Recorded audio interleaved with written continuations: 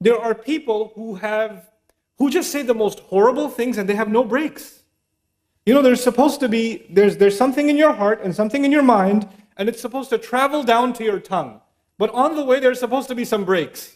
Maybe this shouldn't come out of my mouth. I'm feeling something, bad words are coming, they've reached all the way here, but they shouldn't come out of my throat. They should go back and swallow them. But there are some people, whatever comes in their head, they say it. You come and meet somebody after 6 months at a party, at Eid or something. Hey, assalamu alaikum, you got fat. In front of everybody. This guy. What a horrible thing. Fine, you can think it. And just say mashallah in your head, but why you gotta say it in front of everybody? Hey, so you dropped out of school a few years ago. You're still not graduated? Still a dropout? They say things to you like that and it upsets you. What do you do in those situations? Allah Azza wa Jalla says, and this is part of your humility and mine. This is how Allah will check our humility. People will come and say and do the most offensive things. And by the way, a lot of times those are the people that are the closest to us. Which means you get thrown in that situation over and over and over and over again. Like, how do you get out of it? Allah says, إِذَا خَاطَبَهُمُ الْجَاهِلُونَ قَالُوا سَلَامًا. This means a couple of things. I'll just share a few of these lessons here. When this happens, your immediate response should be peace.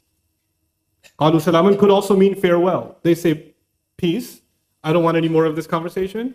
I'm going to leave you in a dignified fashion. Oh, wait, I think I have an appointment. And you could say in your head the rest of it, with Allah, to make dua. But you don't have to let them know. Just say, I have an appointment, and just get out of there. Because you can't handle it. In other words, they walk away from it in a dignified fashion. That's one meaning.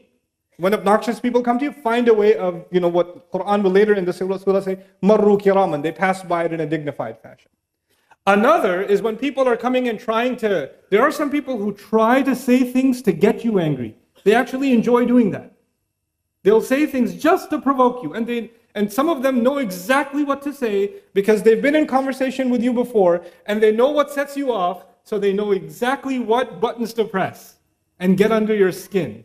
And you're sitting there, not this time, not this time, not this time, and then you're the Incredible Hulk and everything's going to be destroyed. And when that happens, you need to diffuse it before, listen, I don't want to be in, you can actually speak up and say something that declares, look, I don't want this conflict. I want this conflict. Let's have a peaceful dinner. Let's not talk about that today. And insist on it. This can also be qalu salaman. I don't mean to fight with you. I just rather have this conversation and not let it go down an ugly path. In other words, sometimes we don't say anything and people keep walking all over us. In the ayah, there's actually an indication, perhaps, that you can, in a dignified way, in a respectable way, and in a confident way, let people know they need to back off. They're going too far. It's not right. That's not disrespectful. That's not a lack of adab. You can stand up for yourself, but you just have to do it in a dignified way, in a way that is peaceful. Also, salam and some have looked at even as a state. In other words, when they respond, they are completely at peace. That's another implication here.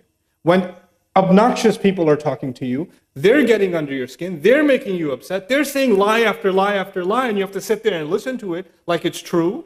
And they're saying it in front of other people too. You're being thrown under the bus for no reason. When you respond, whatever your response is, it better be calm. You need to be calm and collected when you're responding. This is qalu salaman. And to Allah, people who can accomplish that in life, special to Him. Ibadur Rahman. In other words, this motivation we need to remember. At that time, the person you're talking to does not deserve your calmness. They don't. Actually, they may deserve a punch in the face. At the moment, you're so good at comebacks. Some of you, when somebody says something sarcastic to you, you can crush them. Oh my God, the answers that come in your head. It's a multiple list that plays in your head. Should I go with A, B, C, or all of the above? That's what's going on in your head. And at that time, when you decide to back off, what motivation can you and I have to have the strength to not say, to not react, to remain calm? I want to be counted among Ibadur Rahman. I'm going to forget that I'm in this unpleasant conversation because right now, immediately right now, I am in the company of Allah and His special rahmah is descending on me. That is why He put me in this situation, so I can earn closeness to Him. This is actually a blessing. This unpleasant gathering is actually a blessing. for me to get to him. Subhanallah.